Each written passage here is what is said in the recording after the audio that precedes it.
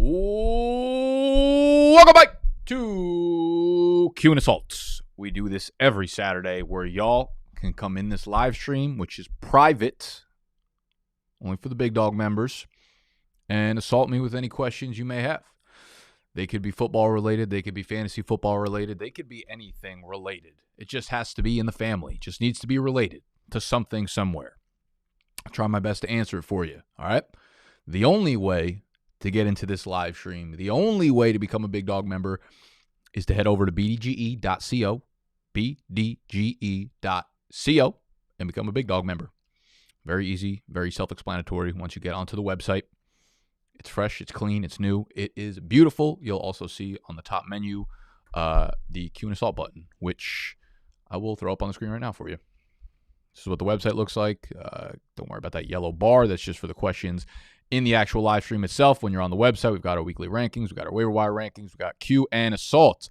Oh, JL, the cron job. The cron job. As you can see, it'll update to let you know when I am live. And obviously right now, we are live. So we are yelling. Hello, hello, hello. What's up, Kelsey? How we doing? Let me set you up in here. Beautiful, just like its creator. You mean me? Thank you. It worked. It worked. Good job, JL. Congrats. You're beautiful. All right, who's in here? Who's in here and who's got questions for me? How we doing on this beautiful Saturday? I'm out here watching Colorado get their ass whooped. Girl. What up, Jacob? Let me put the comments over here. Girl. Alex. Anna. Happy Saturday. Sure, whatever. Sorry, I didn't mean that. I don't know why I did that. And you guys follow Babita Tailgate on TikTok? They're coming into the office in like an hour, I think. Purdy or CJ, half PPR. You don't take this the wrong way. You know, I mean this with all sincerity. Just because we're all trying to learn and get better all the time, right? The scoring settings don't really matter for QBs, right? Like half PPR versus full PPR versus standard. None of that really matters. Sorry, I'm being a dick. But I don't mean to. I'm just saying going forward. Okay, so we have Brock Purdy, who is going up against the Arizona Cardinals. They are massive favorites in that one. I think they're 2 touchdown favorites, like 14-point favorites against the Arizona Cardinals, which means they are supposed to be scoring, what is that, 29 minus 14 is 15. Put the over-under at 43.5. Yep, so they are projected to score 29 points in this one. CJ, I'm assuming you're referring to CJ Stroud. That would make sense. The Texans face off against who do they play this week? They play the Steelers. So I'm looking at this in a few different ways. We look at the matchups, right? Like Purdy against the Cardinals seems really, really good. Cardinals are they're playing with a lot of heart, right? They're a good team, but they are still allowing a lot of points to opposing quarterbacks just because their offense isn't great. They don't stay on the field very long. They allow the 8th most points to fantasy quarterbacks against them. Pittsburgh allows the 19th most, and a lot of that has to do with pressure. Now, where I think this game gets a little bit sloppy for Houston is the fact that they are down so many offensive linemen, right? And this has already become a pretty popular narrative here where they are without like 4 of their 5 starting offensive linemen. So the pressure is going to be significant from TJ Watt and the Pittsburgh Steelers. We haven't really seen Stroud operate under too much pressure thus far up to this point in the season, which is probably why he's looked so fantastic. I'm going to lean with Brock Purdy here. I like Purdy as like a stable piece of this offense in your fantasy team. You're Earl.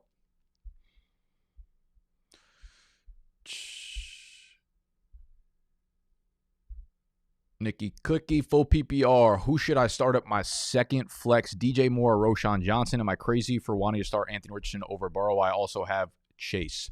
No, I don't. Well, let's start. Actually, we'll start with DJ Moore. We're definitely going DJ Moore over Roschon Johnson. Roschon Johnson has not shown any sort of like touchdown upside. Their running game has shown no sort of success either. And Denver's obviously a team that you can throw the ball against. They got fucking tossed up by the Miami Dolphins. They're allowing the second most fantasy points to quarterbacks. They are allowing they're a little bit better against wide receivers, actually, but they're still like middle of the pack. Actually, I lied. No, they're sixth most fantasy points allowed to the wide receiver on the year. And DJ Moore has been sneaky, like one consistent piece of this passing offense, despite Justin Fields being really shitty statistically and just a real quarterback. DJ Moore's been pretty good, where Roshan really hasn't shown anything. So Anthony Richardson versus Joe Burrow. I would start Anthony Richardson there. The Joe Burrow calf thing is going to plague him a bit throughout the entire month of the rest of September, as well as probably significantly into October. They're 2.5-point favorites. They're on the road, though, 41-point over-under, not expecting a very high-scoring game. So I think they're expecting, 21 points, 21 to 19-ish gets you around that over-under. Yeah, I'm not super high on Joe Burrow, despite going against a really, really soft pass defense in Tennessee. I could see the team struggling. They'll probably try to establish the run there a little bit, and they're not going to have success because it's Tennessee and it's also Joe Mixon. So,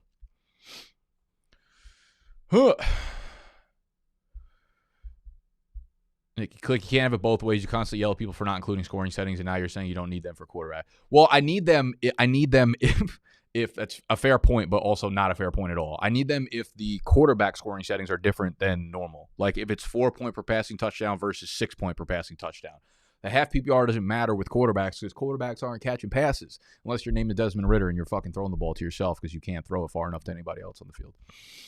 Start sit from Mr. Alex. I hate that I have to keep adjusting the size of these depending on how big the question is. You know what? We're going to transport back to when Twitter started. When Twitter started, it was, how many characters was the max? Was it 70? They're at 140. No, they were at 140. Then it went to 280. But was it something before 140? I'm going to say 22 characters max.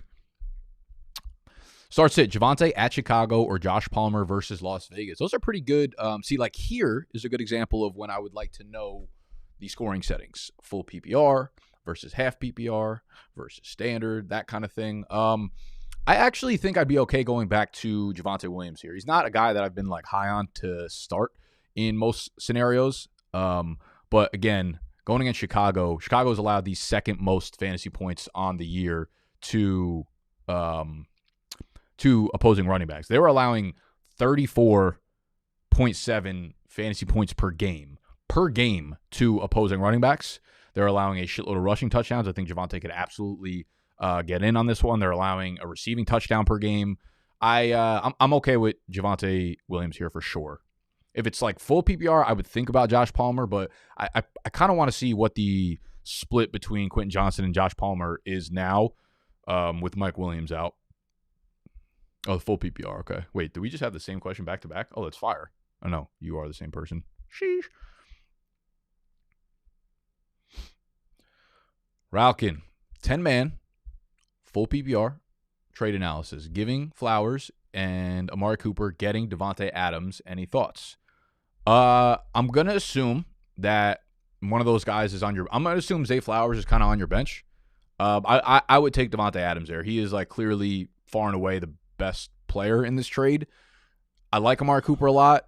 It's kind of hard to trust Deshaun Watson right now. You don't know what he's going to get on a week-to-week basis, especially if he's not playing against a team like the Tennessee Titans.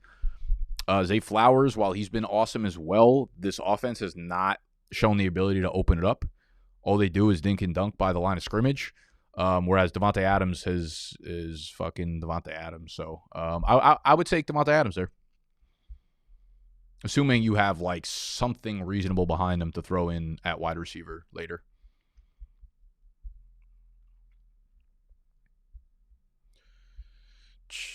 Pick one, flex one, wide receiver slot. Pick one, flex one. Wait, what? Oh, pick one flex, one wide receiver slot. Half PPR. We've got Ayuk, Addison, Tutu, and Tank Dell. Ooh, I like this question a lot. Ayuk is for sure my number one. I love Ayuk. I think he's back to full health. I think he's ready to go. I'm not worried about Ayuk anymore in terms of the injury. They came out and said he's full practice. So Ayuk is your alpha there. Then you have Jordan Addison, again, still running behind KJ Osborne. It's disappointing. They got a good matchup against the Panthers, so we can't necessarily rule them out. I do like Tutu. I like Tutu in his matchup against the Colts because the Colts secondary is not a great one. They're currently allowing the 7th most fantasy points to wide receivers. They don't have good boundary. They don't have good boundary cornerbacks. They've got shitty play there. They're really, really good at stopping the run, but they're not great against deep passes where Tutu will probably excel. And you have Houston and Tank Dell going against the Steelers, and they actually struggle on the boundaries as well. They're a team. They're bottom 5 in terms of points allowed. It's like the Chargers, the Hawks, the Vikings, Titans, and then Steelers are next up by those metrics. So I'm gonna be honest. I kind of really like Tank Dell this week. I'm like really bought into him as a staple in this offense. I like Robert Woods. I think Nico Collins is cool too. And the reason that I said that like I wanted Brock Purdy over CJ Stroud because I think there was going to get a lot of pressure there. But I think Tank Dell can separate really quickly, and he'll be able to do that against the Steelers' really shitty coverage. At the moment, I think you'll see some Joey Porter Jr. against Nico Collins. I think there'll be some good routes for Tank. So I think it's close between Tutu and Tank Dell for me, but I'd go probably Ayuk and then Tank. But I wouldn't blame you for going Tutu over Tank. Over Tanky baby.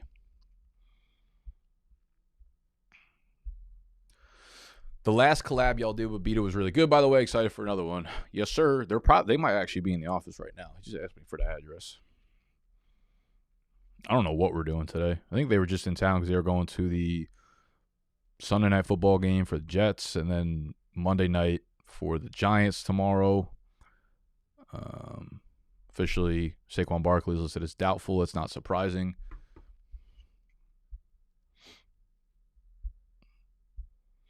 Also, can you just set my NYC draft lineup for me this week? I have no clue what to do with my flex and super flex. All right, well, let's take a look at it. Am I playing against you? That'd be unfortunate.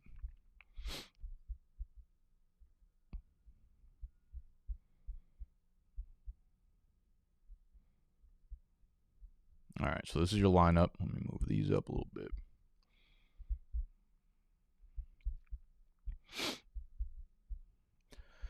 Fields, Mixon, Connor, Watson, Ridley, Lamb, Kittle, Sanders, Puka. All right, who do you have on the bench that you would even consider going in? Okay, so Jacoby Myers kind of pops out as a guy to me that I would like in my lineup, although you don't have a lot of room for error here. So you're starting Puka in your super flex.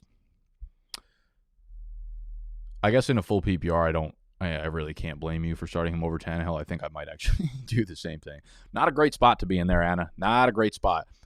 The only thing I would even consider swapping here is throwing Jacoby Myers in over Miles Sanders.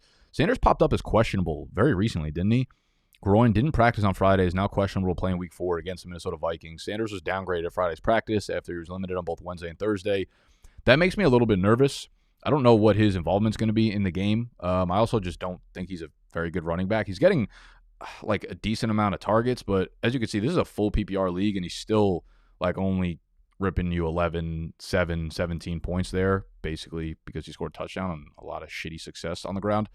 I think I would actually go Jacoby Myers over Miles Sanders at your flex, because the Chargers just fucking donate points to opposing wide receivers. They are allowing the single most fantasy points per game to wide receivers. They can't stop a goddamn thing on defense. Is Kareem Hunt worth holding? Any chance he takes over as their number 1 or just a handcuff? I'd be really surprised if he ends up taking over. I wouldn't. I'd be okay holding on to him unless you need it. If you needed, like, you're like, I want to pick up a defensive stream, or I'd rather have like this handcuff or something like that, or you need like a wide receiver to start in your flex, I'd be totally fine dropping Kareem Hunt. But I do think he'll be kind of like annoyingly involved throughout the rest of the year. I don't know if it ever really gets to a point where he's getting on the field enough that you feel comfortable throwing him into your fantasy lineups.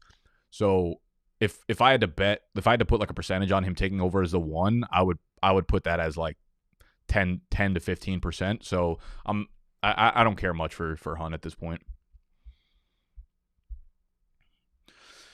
I'm going Olave, but with 49ers playing cards, we go Ayuk instead. I have Purdy as quarterback for the stack. Ugh.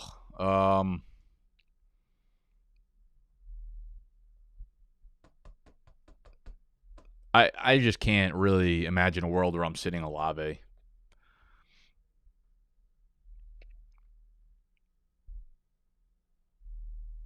So you're choosing between Olave. What is this, like a 2 wide receiver league where you can only start 2? Like who else is in your flex and shit like that? Do I even need this yellow background? I feel like it's just doing more damage than anything else. You guys can still see these questions up here. Maybe I can put them down here, actually.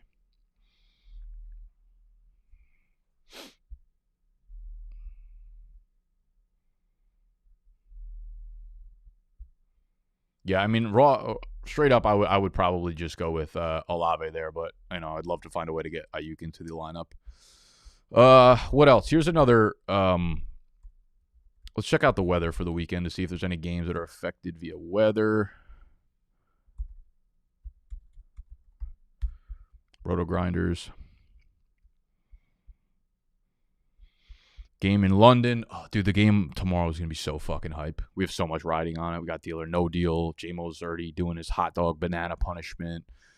So many bets going on there. Game in London. The automated forecast below is a forecast for Jacksonville, so ignore the weather at Wembley Stadium in London looks pretty solid. Mild temps, 10 mile per hour winds, low chance of a shower, no issues.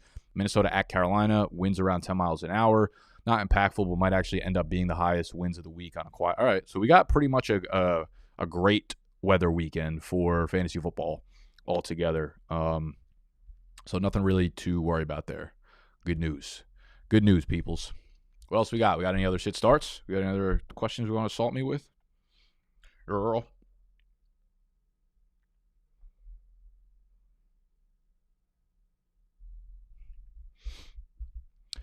I have Swift in my flex. I already had St. Brown play and had D-Mont play also. Oh, there you go. All right. Well, you must be feeling pretty fucking good regardless, because St. Brown scored a tugger, and then D-Mont scored about 70 tugs. So right now you got to be projected to win for sure.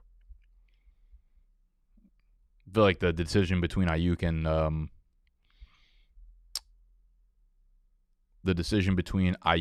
and Olave probably won't make or break your team. Ooh, I just had an interesting trade offer come through.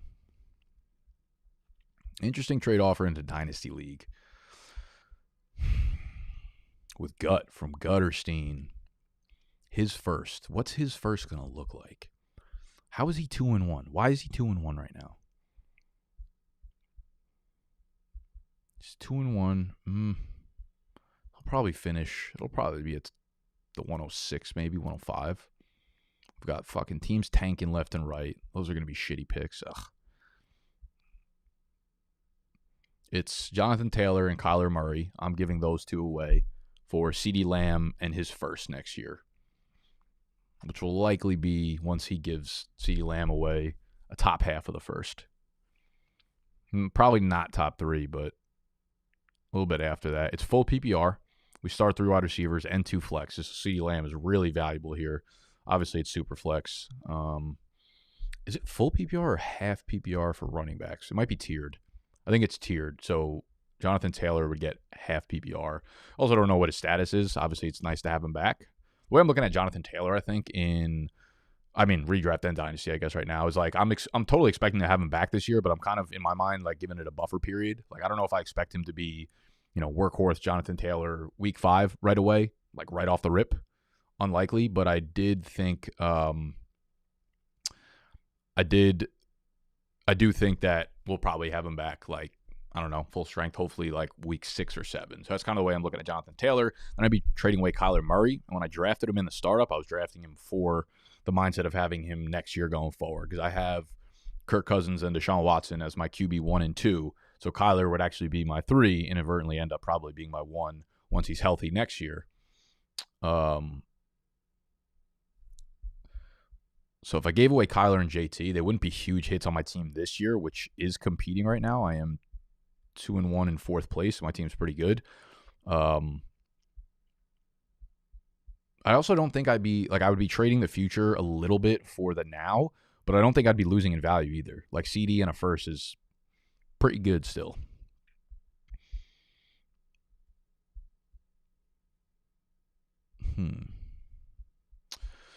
Robert asks, you said I should look to trade for a quarterback with my bench options in the Discord. Any advice on who I should be looking to get? Yeah, that's a good question. Let me bring up your team real quick so the people that watch this stream afterwards will get some context behind it. So basically you have, if I can remember correctly, I'll just pull it. I'll wait to pull it up.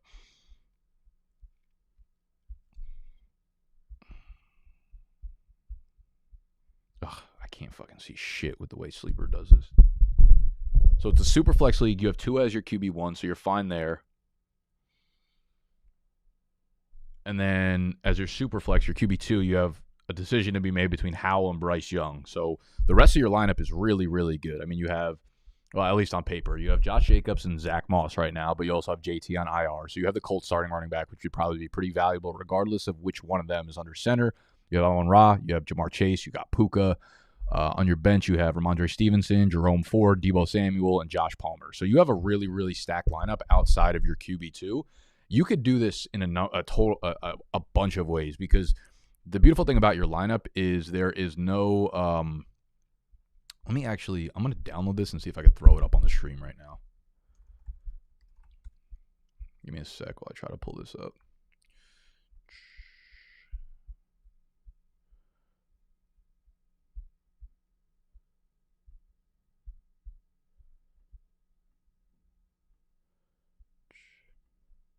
There we go. All right, cool. Hopefully you guys can see that. So it's definitely like a little bit small, but I'm hoping. So the good thing about your lineup is you have a lot of flexibility. Like no matter what piece you get rid of, like the fall off to the next guy is really not that significant. Like even if you were to get rid of like a Josh Jacobs, the fall off to Stevenson, and it might not even be a fall off, or the fall off from Stevenson as your 2 or 3 to Jerome Ford is not that significant. So depending on who, yeah, I'm sorry. If you guys are looking on the phone, it's bad, but I have like my screen on my monitor so I could see it. It's the best I could do right now, to be honest, the way that Sleeper pastes the teams. I would throw a bunch of offers out there. Like I think one of the cool ways about trading in Sleeper is that you can pretty much like take 2 guys that you'd be okay giving up. Like you could package, look for teams that are behind the 8 ball on running backs or wide receivers and either double down on those positions. I don't know if I'd want to double down on giving away 2 of the same position just because you have good depth on both. So I'd see if you could do a 1-and-1 package, even if it's something like, I'm assuming this is half PPR by the way the points are projected. I would probably look to go like Deebo, and Jerome Ford will probably have a bad game, so it might not be the best time to try to get rid of it. But Ramondre makes me a little bit nervous. He's probably someone I would try to put into the package. So maybe Ramondre, and if Josh Palmer has a big game, I don't know if I love the idea of getting rid of Deebo, but if you do, go like Ramondre and Deebo. Those are 2 really, really solid options, so you should be able to move for a quarterback. I think you said that you tried to trade for, who was it? I tried Ramondre or Ford with either of my backups for either Anthony Richardson or Jordan Love yesterday, but the guy wouldn't play. Okay, so I honestly think it'd be okay going with a 3-person package in order to upgrade significantly at the QB. So if you need to give away 3 skill player or 2 skill players plus a QB for an upgrade, like redraft leagues are a sprint. Like realistically, the deeper you get into the year, like you just want a fucking powerhouse starting lineup, right? And I know that kind of goes against conventional wisdom with like bye weeks, but I'm telling you, you want a powerhouse starting lineup when the playoffs hit. So you could do something like maybe Ramondre, and you might not be able to pull it off this week because you have a lot of tough matchups in your lineups. Like you might want to wait one more week when some of these players have better matchups, but something like Ramondre, Josh Palmer after a big game, and maybe Sam Howell or Bryce Young or whatever for a huge upgrade at QB. Like I don't know if those Jordan Love guys or Anthony Richardson are like close on that deal or not, but that's probably the tier I'd be looking at. Let me pull up Sleeper and see what other guys are ranked like up there.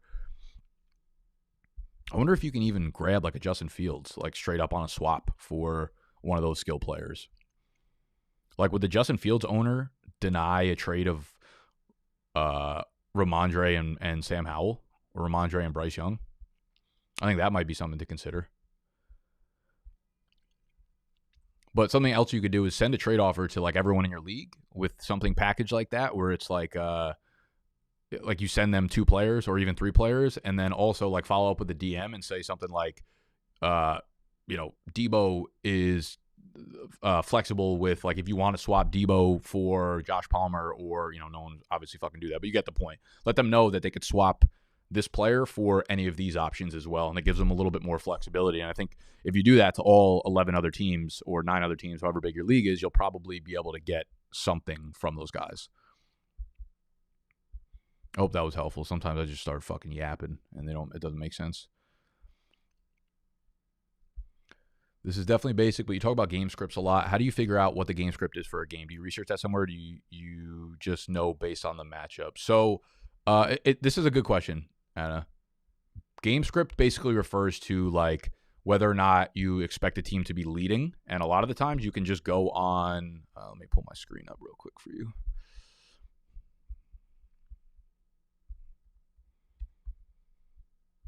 So you can kind of go on any website that has just like the game script. So on FanDuel.com, you can go to the sports book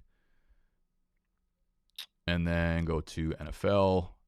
And then the games will be here where it's like Atlanta +3, Jacksonville -3. What that means is that like Vegas thinks Jacksonville is 3 points better than Atlanta, right? Vegas thinks Minnesota is 4.5 points better than Carolina. Vegas thinks Philadelphia is 8.5 points better than Washington. So it's basically like you look -8.5 means you look at the score at the end of the game, and if Philly won by more than 8.5, then you won your bet. But if they won by less than 8.5, whoever bet on this side won. So this is a big game script. This is expecting Philly to win by a lot, which means the game script will be in their favor. So they're up a lot, right? And teams that are typically up a lot, they don't try to like pour points on. They don't try to pass it. They're not taking risks necessarily. They want to milk the clock. So if you're up by 10 points or 14 points in the second half, your game script will end up being very run heavy because you don't go out of bounds typically. You're always tackled inbounds and the clock keeps on ticking. Whereas in passing situations, you're likely to get sacked, where on a run play, like the worst case scenario, obviously you can fumble the ball, but that could happen in any scenario. A run play, like your worst case scenario is usually losing like 2 yards, where passing it, if you're throwing an incomplete pass, that's going to stop the clock. If you throw the ball out of bounds, that stops the clock. You could obviously get sacked. You could throw an interception. There are a lot more bad options from an offensive standpoint if you are passing the ball than running. So passing inherently is way more upside, but way more risk. So when you're winning by a lot, you don't necessarily need to take a risk. So if Vegas tells you that they're expecting a team to win by a lot, that's what that means. Like the game script is in their favor.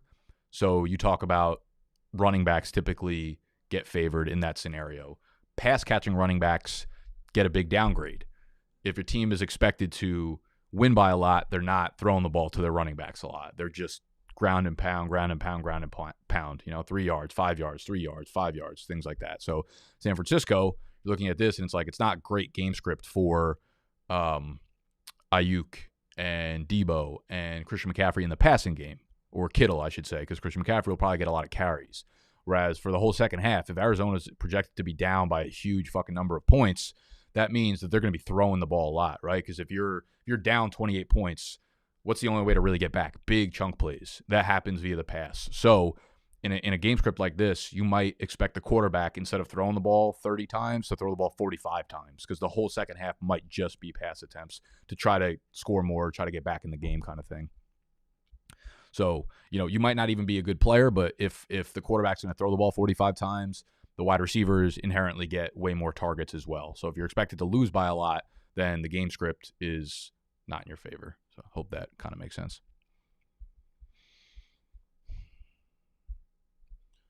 Stevenson and Godwin is a letdown this year. I'm thinking 2-2 for my flex half PPR. Yeah, I'd be completely honest with that. I'm completely fine with that. I think Godwin hasn't shown anything that makes me excited about him, especially not in half PPR.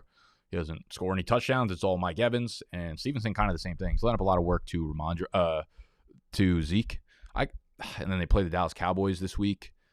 Although Dallas Cowboys run defense isn't anywhere near as good as their pass defense.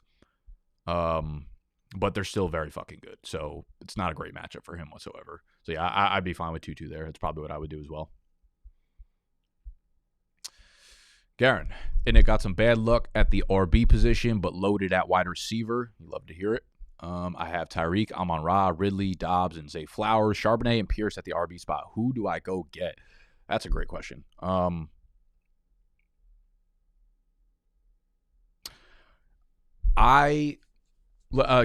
give me a little more context on like the league type. One, is it full PPR? And two, how many wide receivers can you start? How many of those guys? You have you basically have 4 guys. The first 4 guys you named, Tyreek, Amon-Ra, Puka, Ridley, that I want to make sure that I have in my lineup every week, no doubt about it. Do you play 3 wide receivers with 2 flexes? Do you start 2 wide receivers with 1 flex? Give me a little bit more context before I answer this question. You're welcome, Anna. Girl.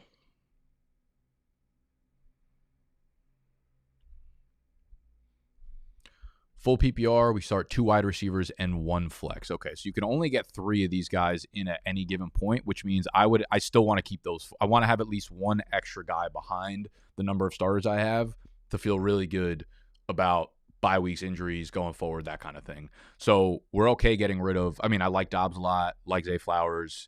I would be fine going with the 2-for-1, even if it's getting rid of Pierce and someone else, and one of the wide receivers to upgrade to like. Let me pull up the sleeper stuff.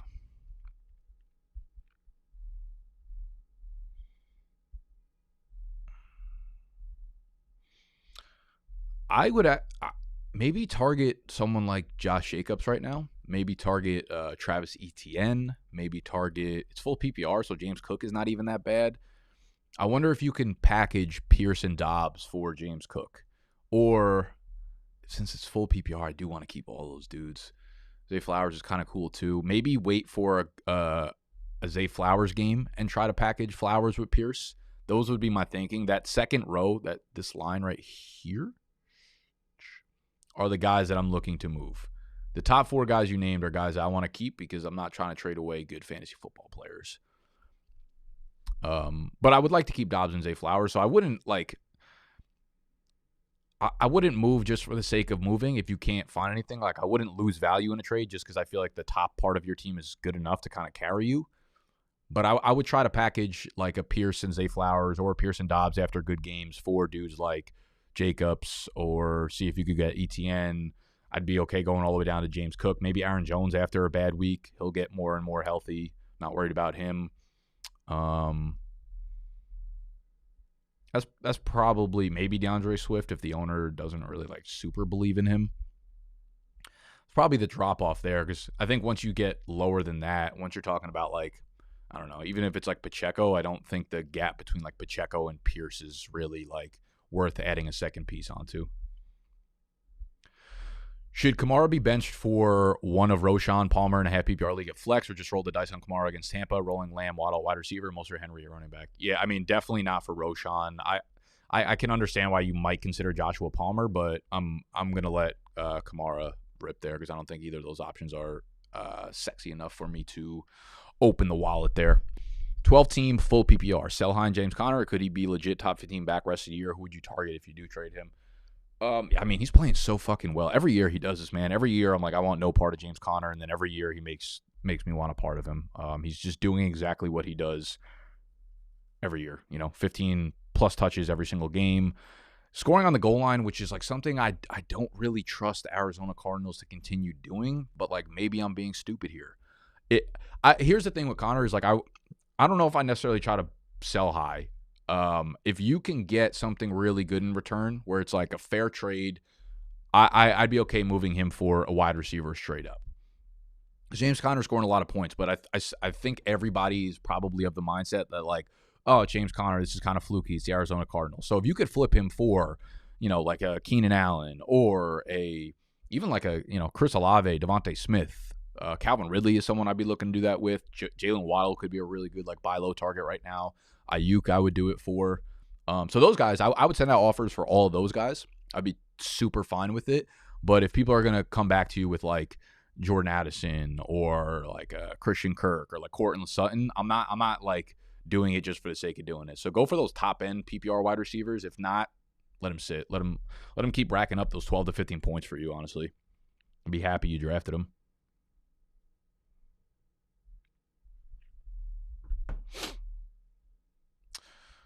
All right, y'all. I think I hear them peoples in the office right now. So I'm probably going to dip. Oh, Jacob had one more question. I'll answer Jacob's question, and then that will be the rest of it. But if you guys are in here, that means you're Big Dog members, and you could always hit us up in the Discord. We are trying to answer as many questions in there as well.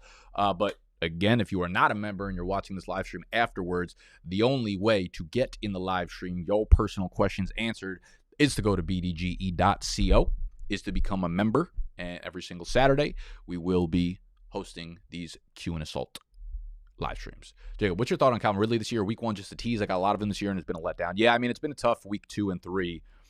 What I will say, though, is Jacksonville, I mean, this is probably a knock on Ridley, I guess, but I like to think that those drops are non-characteristic of him.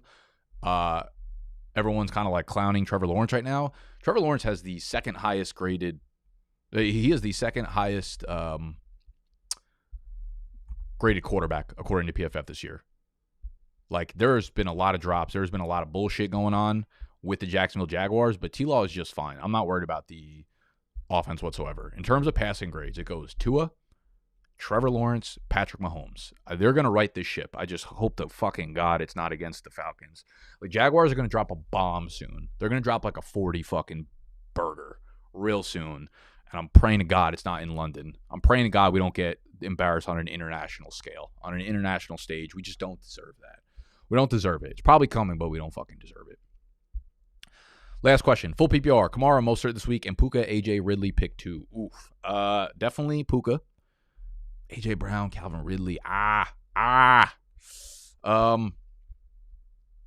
do the Eagles play? Washington, I believe, right? Eagles play Washington. Washington's been not great against wide receivers, and the Falcons have actually been pretty damn good against wide receivers because A.J. Terrell is really good. He'll probably go up against Ridley, who will get more coverage because Zay Jones is out. I think I'd go the first two there. I'd go Puka and A.J., and then Kamara, Mostert. I'm going to go back to Mostert, man. I just, could be wrong on this one, but I just don't see a world where I'm, sitting Raheem Mostert, the number 1 fantasy running back on the planet right now. Okay? So it's Mostert, it's Puka, it's A.J. Good luck to everybody in week 4. Keep rolling, and I'll see y'all on next week's Q and Assault, as well as Monday's live stream, game-by-game recap. Love you. Goodbye.